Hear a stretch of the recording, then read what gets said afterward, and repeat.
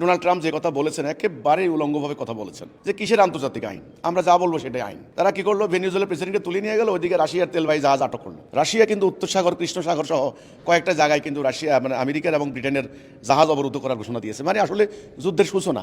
ইতিমধ্যে কিন্তু ইউরোপের বিরুদ্ধে মানে প্রায় ন্যাটোর বিরুদ্ধে কিন্তু রাশিয়া কিন্তু যুদ্ধে লিপ্ত আজকে প্রায় 2 বছর থেকে। তো যুদ্ধের সূচনা। চীন কিন্তু বলেছে তাইওয়ান আমাদের, তাইওয়ানকে কেন্দ্র করে তারা তাদের সবচেয়ে বড় সামরিক মহড়া চালিয়েছে।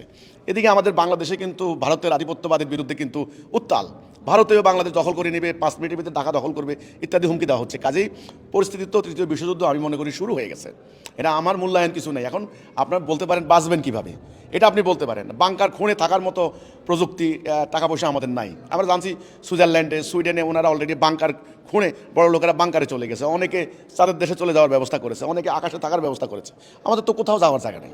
এদিকে ইন্ডিয়া চতুর্দিকে কাটাতারের মানে বেড়া দিয়েছে। তার আপনি বলতে পারেন যে বাঁচবেন কীভাবে। আমি বলতে পারি একটা আশা আছে, আল্লাহ বলেছেন মোমেনদেরকে রক্ষা করবেন, উদ্ধার করবেন। আল্লাহর প্রতি বিশ্বাস করি, আল্লাহর ওয়াদা হক সত্য। যদি আমরা ঈমান আনতে পারি, একটা রশিতে ঐক্যবদ্ধ হতে পারি, আল্লাহ দেওয়া দিন মানতে পারি, তবে আমার মনে হয় আল্লাহ বাঁচাইতে পারেন। এটা আপনি প্রশ্ন করতে পারেন বাঁচবেন কীভাবে। এখন আপনি বিশ্বযুদ্ধ তো দেখতে পাচ্ছি আমরা।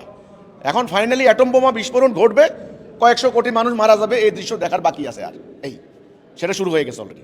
দেখেন ইরানের এখন যেটা হচ্ছে, ইসলামের আসলে প্রকৃত ইসলাম যেটা আল্লাহ রসুলের ইসলাম, সেই ইসলামটা যদি ওনারা প্রতিষ্ঠা করতে পারতেন তা আমার মনে হয় আজকের এই পরিস্থিতির মুখে পড়তে হতো না। তারা পাশ্চাত্যদের দেখা দেখি সেখানে রাজনীতির সুযোগ দিয়েছেন বা রাজনীতি করেছেন। আসলে তারা কি চান, তারা কোন ইসলামটা প্র্যাকটিস করছেন, কিছু কিছু ব্যাপারে বাড়াবাড়ি না করে তারা যদি সমগ্র জনগণের আস্থা সমর্থন নিতে পারতেন, সুযোগ কিন্তু কম হয় নাই, অনেক বছর তারা সুযোগ পেয়েছেন, কিন্তু সেটা কিন্তু উল্টো, সেটা হয়নি।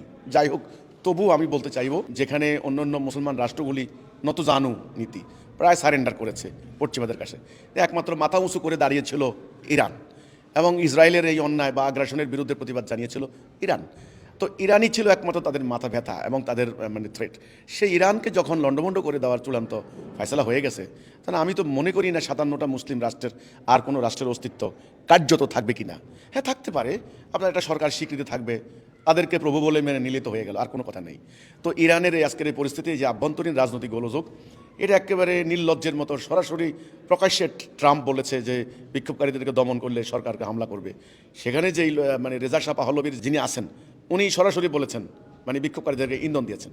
তো কাজেই এই মুসলিম বিশ্বের এটা হলো একটা বিপজ্জনক দিক, যে রাজনৈতিক হানাহানি, এই দল ওই দল, সরকারি দল বিরোধী দল, এই ধরনের দলাদলির সুযোগ দিলেই কিন্তু এই সমস্যাটা হচ্ছে। এ হচ্ছে কথাটা। তবে এটা একটা আমাদের জন্য একটা অশনি সংকেত, এটা একটা বিপদ আমি মনে করি। দেখেন এখানে শিয়া সুন্নি দ্বন্দ্ব কিন্তু আছে। এতদিন কিন্তু ইরানের বড় কোনো উদ্যোগ কিন্তু সুন্নি বিশ্ব, সৌদি প্রভাবাধীন অথবা আপনার তুর্কি প্রভাবাধীন সুন্নি বিশ্ব যারা, তারা কিন্তু কোনো স্টেপ নেয়নি, সমর্থনও দেয়নি। অনেক ক্ষেত্রে ইরানের পাশে কিন্তু কাউকে পাওয়া যায়নি। তো তাদের প্রাচীন এই যে দ্বন্দ্ব আজকে পুরো জাতিটাকে শেষ করে দিচ্ছে। এই জন্য তো আল্লাহ কোরআনে বলেছেন যে মতভেদ ভুলে আল্লাহর রশিতে ঐক্যবদ্ধ হও। আমরা কিন্তু আল্লাহর রশিতে ঐক্যবদ্ধ হতে পারলাম না, এটাই আমাদের দুঃখ।